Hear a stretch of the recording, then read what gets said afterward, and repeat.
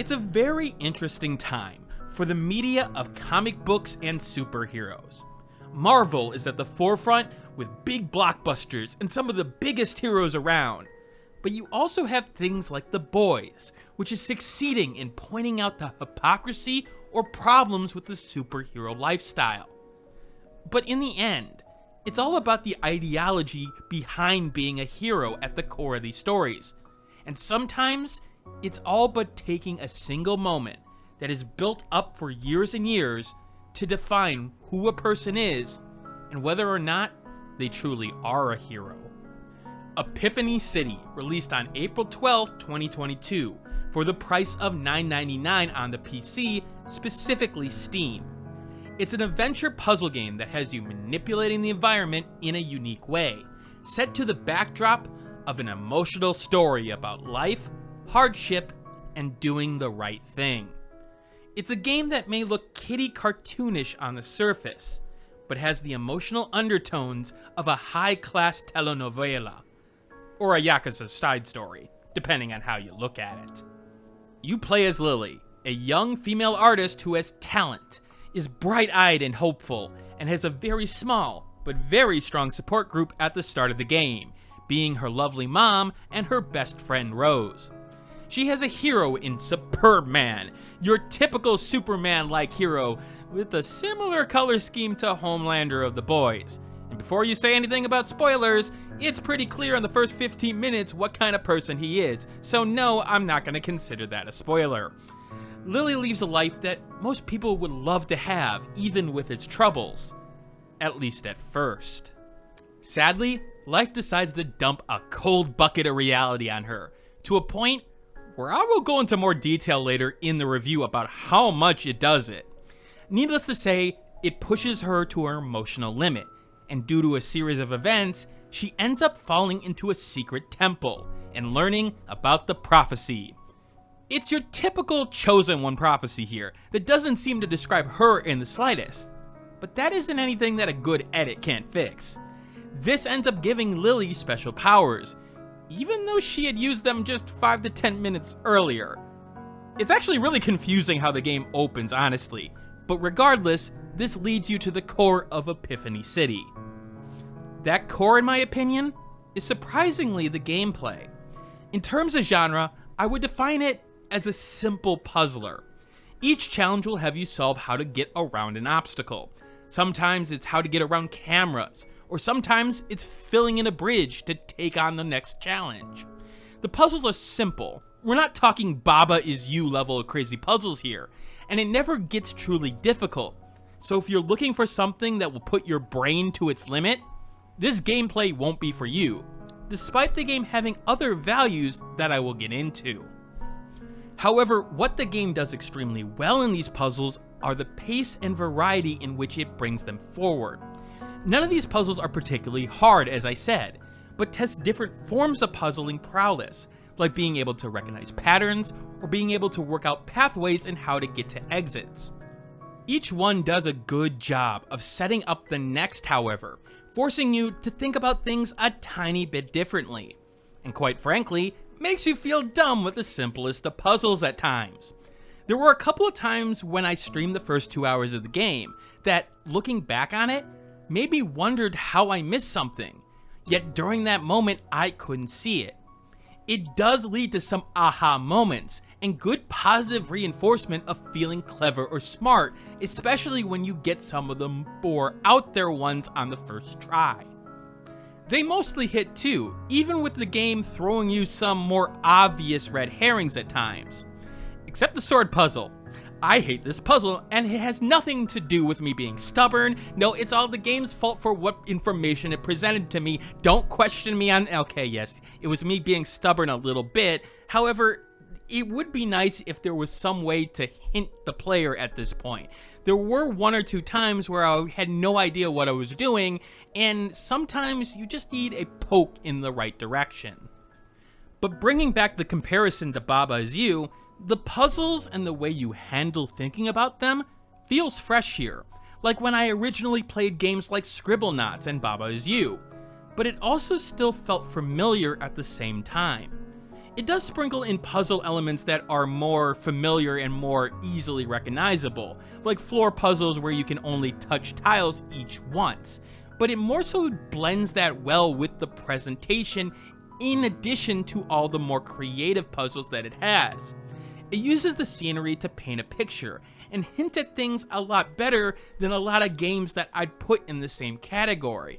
And that does take talent, especially when you have the variety that you had here. It also did a good job of blending it into the story as well. You could understand Lily looking at the environment and twisting things around, even though that you had a, top-down view of it. You understand what she was thinking and using her powers that she was given in this way. And sometimes puzzle games like this sort of overlook that, so it integrated well with the story as well. Mostly.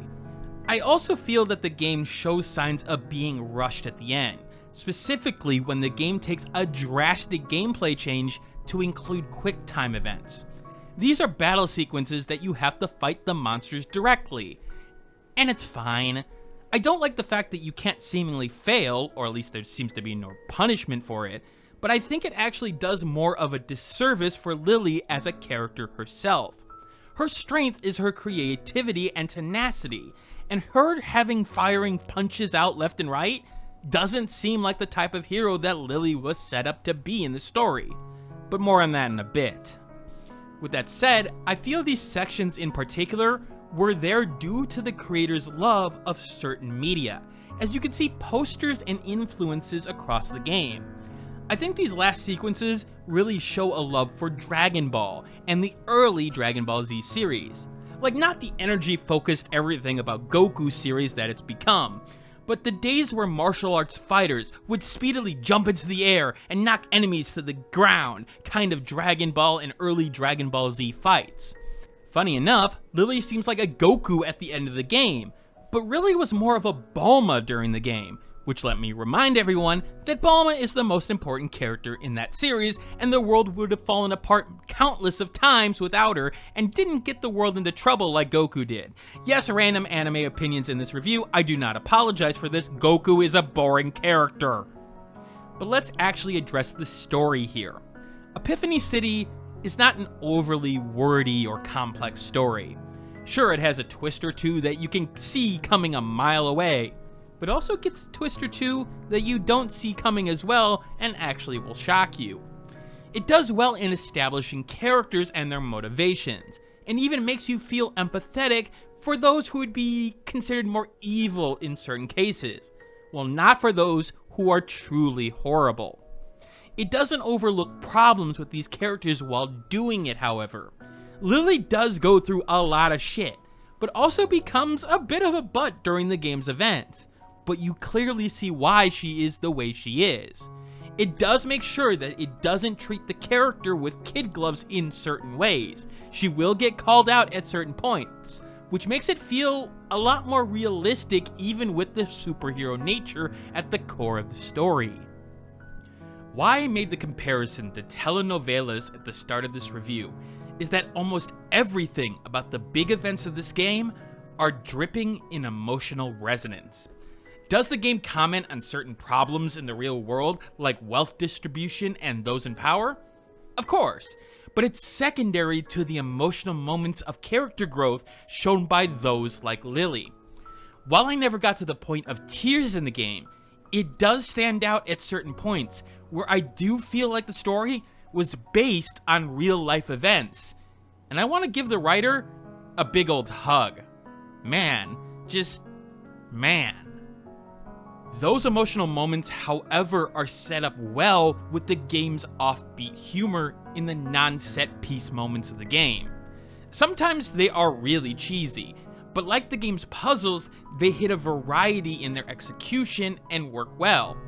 You could have a bad pun of a joke 1 second, and then you're hit with a ridiculously long story about a man being saved from being shipwrecked that somehow had me in stitches despite the fact that in essence, it wasn't supposed to be funny on its own. And then you follow up with taking one of his items, and he's like, bro, what are you doing? And it gets you again. It does help that the game has a colorful presentation, but you won't shake the feeling that it feels like an upgraded version of an RPG Maker game. Don't get me wrong, these are unique assets, and there is obviously love and passion put into the construction of the world as a whole. It serves the puzzle purposes well, not drawing your attention away from key aspects of the environment, but also giving you enough detail to be able to put things together.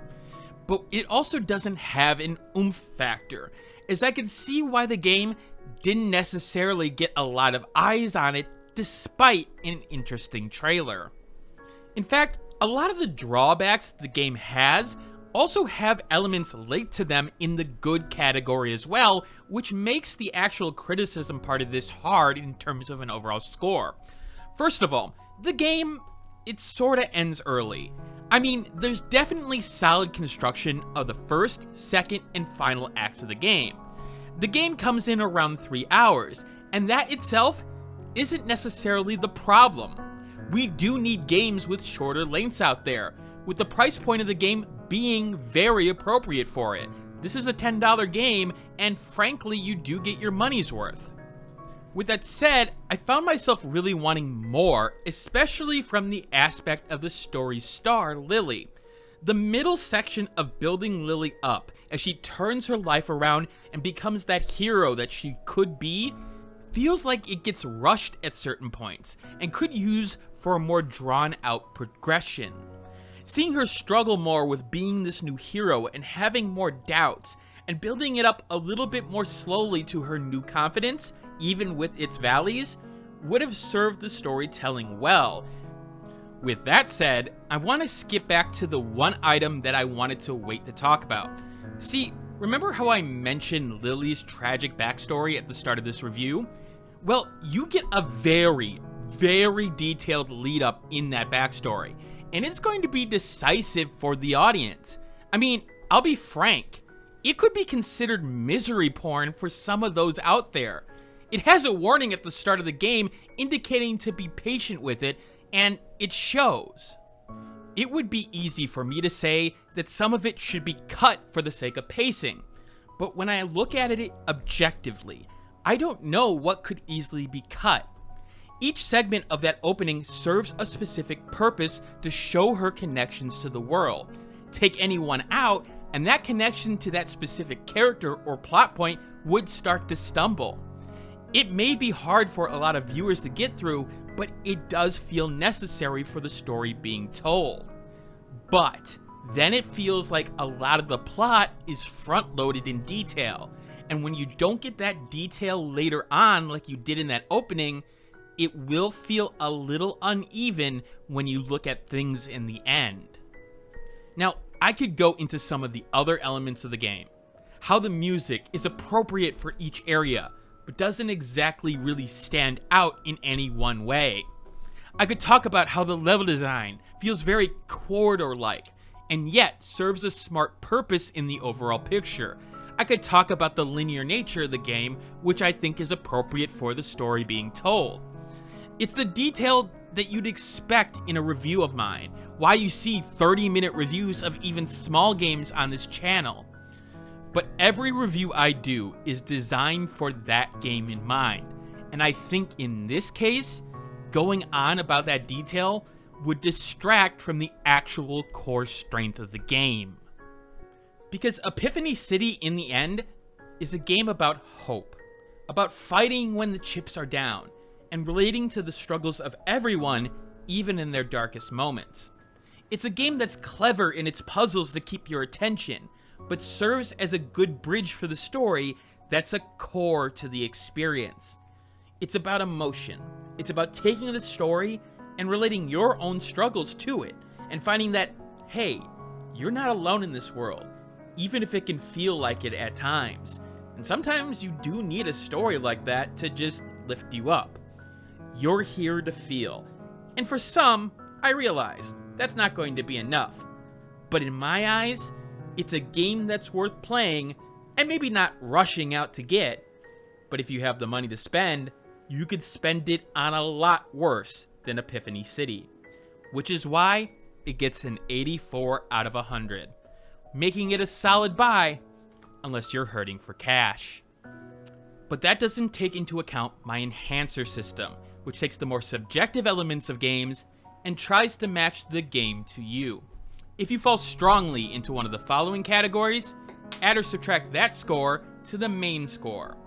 If the first digit of your score changes, refer to this chart to see if the game falls into the buyability range for you. This one obviously has some strong enhancers and dehancers. It's a game that I can easily see being hit or miss for a lot of people. But that's the thing. If it hits, it'll hit hard for you. And that's the beauty of this system. That's it for now. And if you haven't, maybe hit that subscribe button if you want more reviews like this. Like or dislike the video. I know the dislike doesn't have numbers anymore, but it's still useful to give me information about what to improve. Or hey, leave a comment below on what you'd like to see improved in future reviews. I don't know what my next review will be. It may be Zombie Rollers finally, but I'm looking at the upcoming games. And well, if you have a suggestion, maybe join the Discord in the description and give me some detail. Anyway, this is Dragnix signing out, and as always, keep on gaming.